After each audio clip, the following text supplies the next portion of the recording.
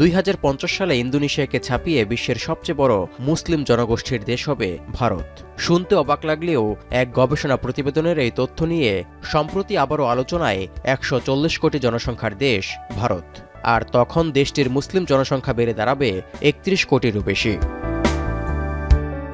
মার্কিন গবেষণা প্রতিষ্ঠান পিউ রিসার্চ সেন্টার পিআরসির বরাত দিয়ে দেশটির বিভিন্ন গণমাধ্যম ও ব্যক্তিগত সামাজিক যোগাযোগ মাধ্যমে ছড়িয়ে দেয়া হচ্ছে এই তথ্য।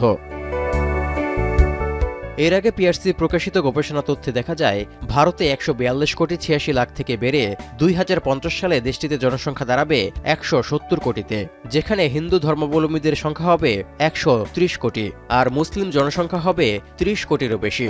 অর্থাৎ 2010 সালের সঙ্গে তুলনা করলে 2050 সালে ভারতে মোট জনসংখ্যায় হিন্দু ধর্মাবলম্বীদের হার কমবে 2.8%। বিপরীতে ইসলাম ধর্মের মানুষের সংখ্যা বাড়বে 4%। এর মধ্য দিয়ে ইন্দোনেশিয়া এবং পাকিস্তানের মুসলিম জনগোষ্ঠীর সংখ্যা টপকে যাবে ভারত। পিআরসির পপুলেশন গ্রোথ প্রজেকশনস 2010 থেকে 2050 শিরোনামের ওই প্রতিবেদনটিতে আরও বলা হয়, শুধু ভারতই নয়, গোটা দুনিয়াতেই দ্রুত বাড়ছে ইসলাম ধর্মের মানুষের সংখ্যা।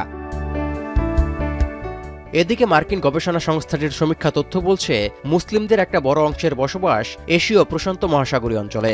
এর মধ্যে রয়েছে ভারত, পাকিস্তান, বাংলাদেশ, ইন্দোনেশিয়া, ইরান ও তুরস্ক। তবে বিশ্বের সবচেয়ে বেশি মুসলিম জনগোষ্ঠীর দেশ এখন ইন্দোনেশিয়া।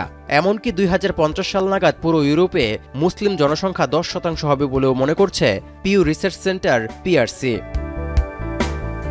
তৌহিদুর রহমান, এখন বিশ্ব।